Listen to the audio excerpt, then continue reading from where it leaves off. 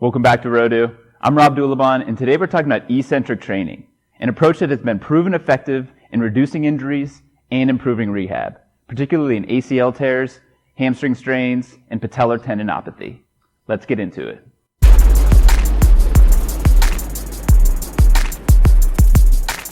So the other day I was playing a fighting game on my PlayStation Move, which can actually be a really effective shoulder workout if you play for long enough. But during a fight, my character broke his humerus, and I had to navigate to a profile menu, pay $50, and fix his bone. But that was it. He was ready to fight again. And I paused for a second and just thought how cool that would be if that's how it worked in real life. Pay your fine, fix your injury. Unfortunately, as we all know, that's not how it works. However, through safe and effective training, we can become more robust players and reduce our risk to injury. One such approach is through eccentric training. An eccentric contraction is when the muscle lengthens when under load.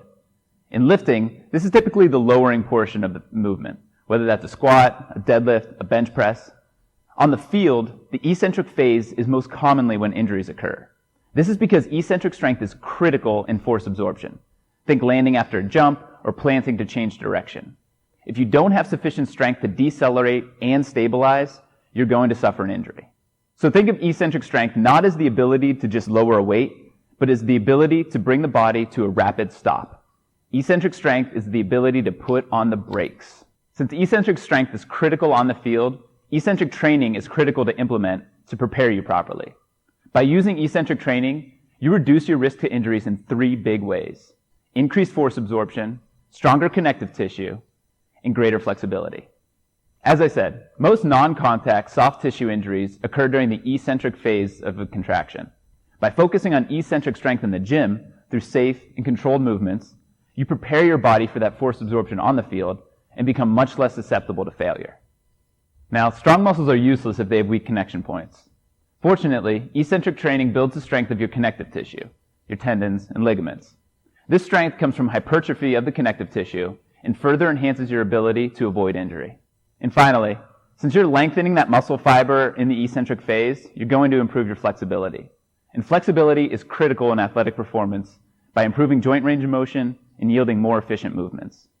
Now that you have an understanding of eccentric strength, let's talk about a few ways to implement it into your training. First, you can utilize tempo training to emphasize the eccentric phase and increase your time under tension. We touched on this concept in our How to Deadlift video, so be sure to check that out. With tempo training, common nomenclature you'll see is the 3-0-X. The first number refers to your time in the eccentric phase, 3 seconds. The second number refers to your transition, 0 seconds. And the third number refers to your time in the concentric phase. In this case, X refers to explode up, just driving up as strong as possible. This is actually my favorite tempo to utilize because you get the extended time in the eccentric phase and you're still focusing on a strong, powerful concentric contraction. These are both really important elements for peak athletic performance. Another way to implement eccentric training is through plyometric progressions. Eccentric strength is critical in landing properly. So as you start to implement plyos into your training, focus on landing only. Start on top of a box and drop down. As you get comfortable with that, then move on to more dynamic movements. For example, you can do a cone hop with a stick, then to a cone hop with a bounce in between, and eventually a continuous cone hop. Lastly, to build eccentric strength, implement movements that emphasize eccentric overload. For the hamstring, some movements you can try out are the single leg Romanian deadlift, slide board leg curls, and the Nordic hamstring exercise. Thanks for joining us here today at Rodu. Start using eccentric training in your program to help reduce your risk of injuries. And if you have a teammate that seems to always end their season on a soft tissue injury, be sure to share this video with them.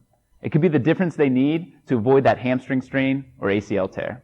So be a good teammate, and we'll see you next Wednesday on another episode of the Rodu video series.